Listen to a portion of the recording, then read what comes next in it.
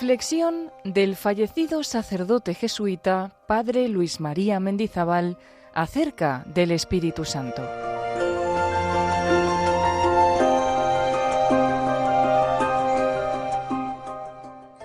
Alivio en el calor, consuelo en el llanto, luz beatísima, purifica lo que está manchado. Alivio en el calor. ¿Qué calor es este? Puede significar el calor material, sobre todo cuando este calor material uno lo tiene que soportar como compañía del trabajo apostólico y de santificación. En medio de ese trabajo, de ese calor, de ese fuego, Él es el alivio. Pero en la Escritura generalmente el término calor, fuego, es símbolo de las tribulaciones, de todo lo que significa prueba del alma, que debe pasar a través del fuego. Nuestro trabajo por las almas normalmente se ejercita en medio de contrariedades diversas. Por eso, muchos servidores de Dios prefieren trabajar a la sombra, tienen miedo del calor, del pleno sol. Significa pues toda cruz interior y exterior que carga en el trabajo, añadiéndose a él. En medio de esas cruces, el Espíritu Santo es el alivio, nos da la serenidad y la paz. Dice San Pablo: todos los que quieran vivir según Cristo sufrirán persecuciones. Es un hecho que experimentamos cada día. Sin embargo, nos sorprende y desconcierta cuando nos toca a nosotros.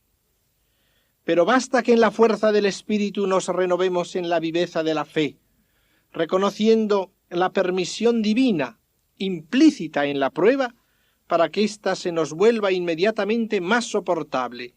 Es ya un alivio que produce en nosotros el Espíritu Santo.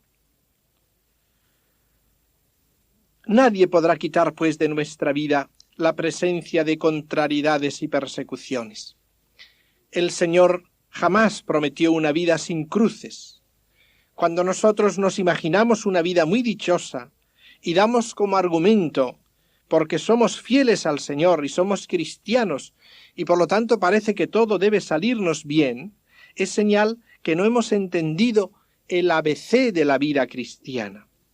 La vida cristiana es vida de tribulaciones, vida de calor, pero en la cual vida siempre hay un alivio. Este alivio no es la eliminación de las tribulaciones, ni siquiera su atenuación o la eliminación de las persecuciones. Notemos esto de nuevo. El alivio no nos quita el calor, como el descanso del espíritu decíamos que no nos quitaba el trabajo, sino que es alivio íntimo en el calor. Es la característica de la vida fervorosa. Es el reino de Dios hecho de paz y gozo en el Espíritu Santo que se promete como bienaventuranza a los que sufren persecución por la justicia.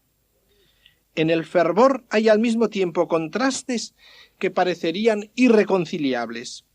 Hay unión del temor con la confianza, a veces una cierta angustia, y a pesar de ella, en el fondo del alma, está la firmeza de la confianza. Hay tribulación, a veces verdaderamente pesada, y en medio de la tribulación, allí en el fondo, ese alivio. En medio del calor, la serenidad y la paz. Alivio en el trabajo, en el calor. Por lo tanto, este alivio que se promete como bienaventuranza es la paz y gozo en el Espíritu Santo en la persecución misma, no sólo después de ella. Por último, le invocamos al Espíritu con la palabra consuelo en el llanto. Los que lloran son los que no se sienten a la altura. Se sienten afligidos por el sufrimiento, por las propias limitaciones, incluso por las propias infidelidades, los propios pecados, afligidos también por la pérdida de tantos que se alejan de Dios. Estos son los que lloran. La consolación que el Espíritu Santo da a estas almas que lloran por los propios pecados es la de una resolución ferviente, después de una falta sinceramente confesada y sinceramente aceptada con humildad. La resolución fuerte del Espíritu nos promete que nos asistirá para seguir caminando adelante. Podemos recordar el llanto y las lágrimas de la viuda de Naín, el llanto y las lágrimas de Marta y María, el llanto y las lágrimas de la Magdalena junto al sepulcro del Señor, el llanto y las lágrimas de Pedro después de su caída, cuando saliendo fuera empezó a llorar amargamente.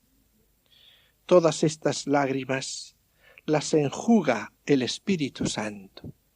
Pero además, cuando son lágrimas que brotan del dolor de los pecados, de la pérdida de las almas, de la compasión con Cristo, en sí mismas llevan el consuelo del Espíritu, están llenas interiormente de la paz y del gozo, de la riqueza interior del amor, brotan del amor y son fomento del mismo amor. Oh luz beatísima, llena los corazones de tus fieles hasta el fondo. Sin tu presencia graciosa, nada hay en el hombre que no esté manchado. Decía Jesucristo que quien obra el mal huye de la luz. Aquí el fiel, movido ya por el Espíritu, ansía la luz y suplica a esa luz personal que es el Espíritu Santo que penetre hasta los entresijos tenebrosos de su corazón humano, donde el hombre mismo tiene miedo de bajar porque siente vértigo y porque intuye la suciedad vergonzosa que en esos sótanos interiores como alcantarillas del hombre se aloja. Es grito valiente. Por la doctrina evangélica sabemos que el cristianismo es religión del corazón. La luz no es simplemente la iluminación objetiva de un comportamiento que seguir, sino que pone al hombre entero bajo su acción e ilumina lo escondido del corazón de las tinieblas para transformarlo en tea luminosa. Erais un tiempo tinieblas, ahora sois luz en el Señor. El Espíritu es luz, en él no hay tinieblas. Es espíritu de sinceridad y de verdad. Y en el hombre, incipientemente iluminado, surge el hambre de luz, la mirada admirativa hacia la luz beatificante. ¡Oh luz beatísima! Beatísima en sí, en la serenidad atrayente, en la eliminación de la mentira y de la tortuosidad. Esa luz es el secreto de las bienaventuranzas, beatísima en sí y comunicadora de bienaventuranza. Y cuando nos inunda nos hace felices, aún no con la felicidad del cielo, pero sí la felicidad experimentada en Dios, que ya aquí abajo es algo supremo, incomparable, que ha hecho exclamar a algunos santos: «Basta, Señor, basta», porque era más que lo que su débil organismo podía resistir. Pero esa luz, beatificando, atormenta, ilumina los senos tenebrosos del corazón como un rayo potente de luz introducido en los sótanos sucios por las alimañas, y este rayo de luz que ilumina y fortifica nos lleva también a desear que lo purifique todo. Sin la presencia del Espíritu Santo, lo íntimo del corazón es tiniebla en toda la fuerza de la palabra. Es ignorancia, falsedad, mentira, malicia, tristeza. Sólo la luz beatísima, la luz vivificante del Espíritu, puede hacer resplandeciente el fondo de nuestro corazón. Algo más superficial se encuentra, aun humanamente a veces, pero ¿cuántas veces en medio del gozo exterior, en medio de la aparente luminosidad exterior, en el fondo del alma hay una oscuridad y una tiniebla que sólo puede disipar la luz beatísima concedida a los fieles? Tenemos que insistir siempre en que en esta secuencia estamos invocando el Espíritu Santo sobre los que ya son fieles. Invocación, pues, de soberana humildad, que reconoce y afronta el abismo de la propia pecaminosidad. Por el hecho de nuestro nacimiento en aversión divina y en privación de gracia, nuestro corazón ha quedado profundamente depravado. Todo está viciado, nocivo, tocado por la morbosidad de nuestro egoísmo. Nada hay inocente del todo en nuestras disposiciones. En la medida que no es recreado, nuestro corazón está lleno de depravación, y lo que sale de él nos mancha. Como decía el Señor, del corazón del hombre salen los malos pensamientos y deseos. El hombre sin Dios es como una bestia nociva, venenosa. Muchas veces, en lo íntimo del corazón, siento como un misterio que no se entiende. Sentimientos, resentimientos, tentaciones, y todo eso es como una oscuridad, como una tiniebla. Pedimos para los fieles, para los que son ya creyentes. No que todo esto sea pecado, que sabemos que no lo es, pero pedimos que en el corazón de tus fieles se encienda la luz beatísima, que llene de luz lo íntimo del corazón, ahí donde tenemos que llegar para renovar la intimidad del hombre, para revestirlo radicalmente de Cristo. Y esto porque sin tu ayuda, Espíritu Santo, nada hay en el hombre que no sea culpable. Sin la ayuda del Señor no hay inocencia en el hombre. Sentimos dentro frecuentemente inclinaciones que no son luminosas, tendencias inconfesables que nos avergonzarían mucho más que otras que confesamos, pero que no tenemos el valor ni siquiera de mirar cara a cara, pero están ahí, y a veces, en determinadas circunstancias, se alzan ante nosotros y nos asustan, en el campo del odio, del amor, de la pureza, de la impureza, todo eso que está ahí en el fondo, que es consecuencia del pecado. Si no viniera el Espíritu Santo, ese fondo que hay en nosotros nunca estaría del todo limpio. Y aun ahora siempre queda en nosotros cierta inclinación, ciertas tendencias hasta el fin de nuestra vida, hasta que no lleguemos a entrar en el paraíso. La acción del Espíritu no se ciñe solamente a ordenar la voluntad, a llevarnos a hacer lo que debemos hacer, sino que esa acción del Espíritu se dirige hasta lo íntimo y va a transformar nuestro corazón, nuestros sentimientos, para hacerlos luminosos, para que el corazón quede renovado. ¿Cuántas veces pedimos, envía tu Espíritu y renovarás la faz de la tierra, renovarás el rostro de la tierra? Evidentemente que esto no se refiere a renovar el aspecto material de la tierra, pero renovarás el fondo del corazón del hombre, y en consecuencia todo lo que es la vida humana. Cuando los corazones de los hombres sean posesos del Espíritu Santo, cuando les dé un corazón nuevo, entonces se renovará la faz de la tierra. ¿Cuántas veces nos encontramos con el propio corazón como con un corazón que está envejecido, que no produce lo que debería producir, y lo querría uno renovar del todo y no sabe cómo hacerlo? Y aquí que viene el Espíritu Santo y renueva el corazón, lo purifica hasta lo hondo, sabiendo bien que sin su ayuda nada hay en el hombre que sea del todo inocente.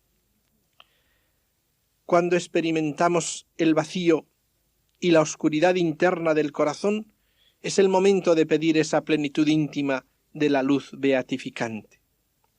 La invocamos sobre los fieles para que sean más fieles todavía. Fieles son los que no buscan su satisfacción fuera de Dios, siguen la ley de la caridad y no cierran los oídos del corazón. Son los que acogen las lecciones del Evangelio cuando la luz del Espíritu se las recuerda en tiempo oportuno. Son los guiados por el Espíritu del Señor. Esos fieles al Espíritu Santo se vuelven característicamente luminosos, sinceros, con una sinceridad resplandeciente que no tiene nada que enmascarar, que lo que expresa en su sinceridad es la luz beatísima que les invade hasta el fondo, y en su sinceridad expresan la presencia de Dios, y esa sinceridad de Dios es irresistible en el apostolado. Esta luminosa purificación, que transforma lo íntimo del corazón y hace germinar en él los movimientos radiantes de bondad ilimitada, es la que imploramos, decididos a cooperar generosamente en esa obra de nuestra plena redención. Las estrofas siguientes de la secuencia analizan esta acción del Espíritu, purificadora y saneadora. Purifica lo que está sucio, riega lo que está seco, sana lo que está herido, dobla lo que está rígido, calienta lo que está frío, endereza lo que está desviado. El obstáculo humano a la plenitud de la gracia de Dios tiene esos matices y puede expresarse por ellos. No siempre son realidades diversas. Lo manchado es lo que es rígido al mismo tiempo, y lo que es rígido es también lo que tiene las características de frialdad y de desvío. Lo que es suciedad es herida, la misma suciedad es frialdad y desvío, pero no solo eso, toda esta obra del Espíritu, que se llama fuego purificador y agua viva y calor vital y rectitud sin rigidez, se realiza en todos los niveles de la vida espiritual. En el grado en que la luz beatísima se nos comunica, en ese mismo nos ilumina, porque toda comunicación del Espíritu trae consigo abundancia de inteligencias penetrantes, y lo que preferentemente ilumina es, junto con la presencia cierta y consoladora de la caridad de Dios que nos envuelve misericordiosamente, el fondo de nuestra miseria. La luz beatísima pone al rojo vivo la conciencia de nuestra imperfección y de nuestro fondo, junto con un deseo de purificación y con la confianza cierta de que el Espíritu Santo la llevará a cabo. Tan segura y confiada es la oración en el Espíritu que asume características de imperativo amoroso. Purifica lo que está manchado, riega lo que está seco, sana lo que está herido. Manchado significa muchas cosas. En general se refiere a la suciedad, pero el término latino de la secuencia es sórdido, y muchas veces en nuestro lenguaje se llama sórdida particularmente a la avaricia, a la avidez del amor propio.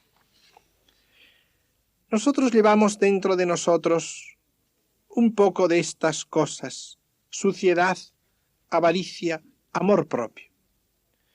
Esta miseria nuestra nunca debe desconcertarnos ni llevarnos a perder el equilibrio. Es una realidad. Su presencia o su manifestación van revelándose en nuestra propia debilidad interior, pero no debemos interpretarla como una frustración del plan divino sobre nuestras almas. El Señor cuenta con todo ello. Cuando el Señor te ha escogido lo conocía ya. No es que se entere ahora de tus reacciones, de la realidad de tu pequeñez, de tu miseria, de tu corazón manchado. No es eso ninguna sorpresa para Él, ni queda maravillado por su existencia. No dice pues al contemplar tus debilidades: me ha defraudado, no esperaba de ti tales sentimientos. Nuestras limitaciones y nuestras miserias como tales no frustran los planes de Dios. Podemos colaborar con el Señor en este trabajo de purificación y debemos hacerlo con todas nuestras fuerzas. Hemos de colaborar en la purificación de nuestras avaricias, de nuestro amor propio, pero con paz, sabiendo que la obra más que nuestra ha de ser del Espíritu Santo, con tal que vayamos deseando y tratando sinceramente de conformarnos a sus deseos y a sus impulsos sobre nosotros. Nosotros podemos lo diríamos con términos muy humanos, barrer nuestra alma con nuestro trabajo, con los exámenes de conciencia, pero la acción del Espíritu se asemeja a fregar, a lavar con lejía, con detergente, a una purificación más radical que anhelamos, y tanto más anhelamos cuanto esa suciedad se nos escapaba y su conciencia nos ha venido de la presencia luminosa de la luz del Espíritu que hace insufribles aun las impurezas humanamente pequeñas. El Espíritu Santo no es un don tranquilo. El primer signo infalible de su autenticidad es el de purificar dolorosamente al ser que invade. Donde hay espíritu, allí hay purificación interior. No puede dejar sereno y reposado al hombre en su medianía, en su tibieza. Como fuego purificador, asalta toda la roña de orgullo, impureza, sensualidad, egoísmo, avaricia, pereza, villanía del alma. Nuestra opacidad puede resistir y debatirse en su crisol, pero si de verdad está el Espíritu Santo, no le dejará en paz. Por tanto, si hay impureza acogida, no molestada, hasta justificada con maravillosas acrobacias dialécticas, entonces no está ahí el fuego del Espíritu, la luz beatísima que llega hasta lo hondo del corazón. Esta purificación suele operarse con frecuencia por medio de la acción desagradable de las pruebas interiores soportadas con fervor, o al menos soportadas con solidez de la fe. Pero el fervor mismo purifica ya el corazón, las faltas cotidianas inevitables que nunca deben desanimarnos. Riega lo que está seco. Árido suele denominar la pereza, la esterilidad, la impotencia de hacer. Es lo que se llama aridez, sequedad. No debemos resignarnos nunca a la aridez en nuestra vida espiritual. Es un hecho que se encuentra con cierta frecuencia. Es normal que haya altos y bajos en la vida del espíritu en cuanto toca al fervor espiritual. Tenemos que aceptar esa aridez en el tiempo en que se abate sobre nosotros. Es verdad, me encuentro en aridez. No rebelarnos entonces. Estar resignados en medio de la aridez, pero no resignarnos a la aridez. Cuando la aridez no es ya sufrimiento, no es buena señal. Debemos desear la devoción de la que tenemos necesidad para servir a Dios. Esto no quiere decir que debamos impacientarnos ni agitarnos y que queramos violentar a la gracia. Lo que debemos hacer es, primero, aceptar la prueba y luego gemir serenamente, que no significa con indolencia, por las aguas y riego de la devoción, por el don del Espíritu, cooperando con la purificación y sincera abnegación que abren las puertas a que el Espíritu derrame a raudales sus aguas. Riega lo que está seco. Dios sabe cambiar el desierto en manantial. El riego de la sequedad no se traduce siempre en fruto y efecto sensible en la inmediata cesación del estado de aridez.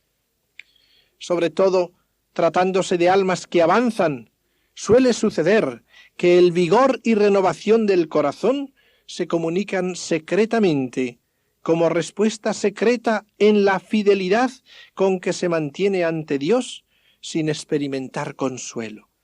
Este consuelo se siente en sus efectos y es tanto más profundo y eficaz cuanto menos sensible. Esta invocación se puede hacer también en nuestras dificultades de oración y en las dificultades para penetrar y gustar el sentido del Evangelio, riega lo que está seco. Padre, en nombre de Jesús, dame tu Espíritu.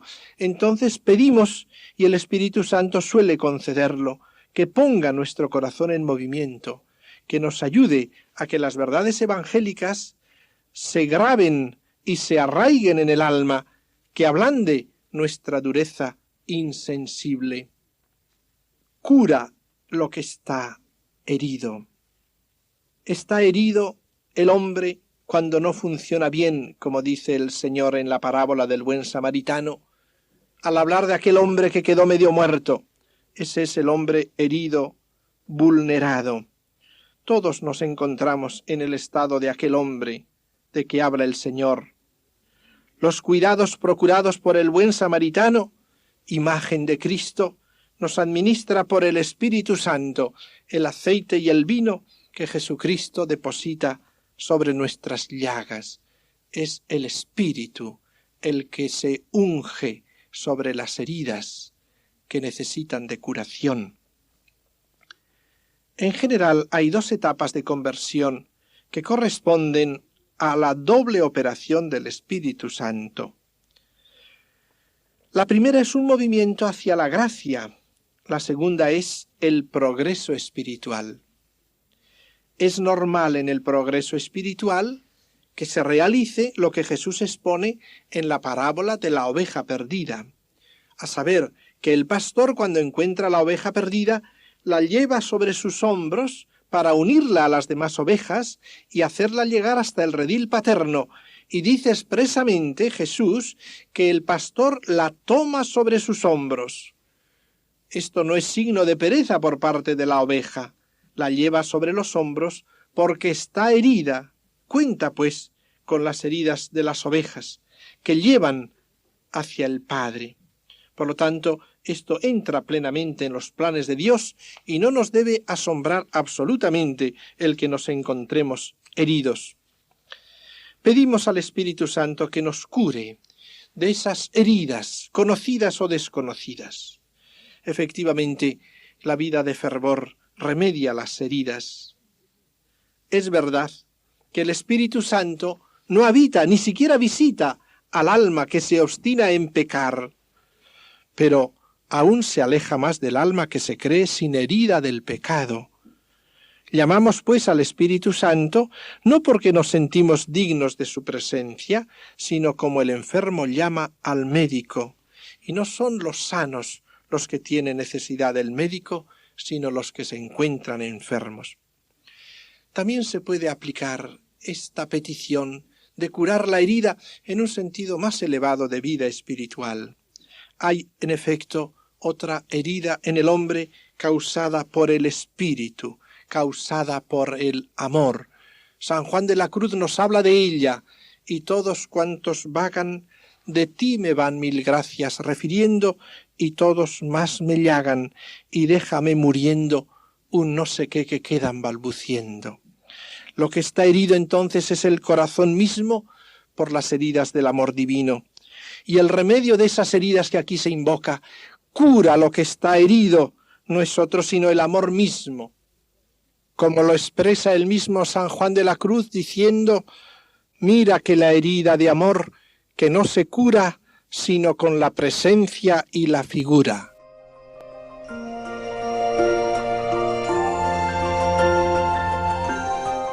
Así finaliza en Radio María una de las reflexiones del fallecido sacerdote jesuita, padre Luis María Mendizábal, acerca del Espíritu Santo.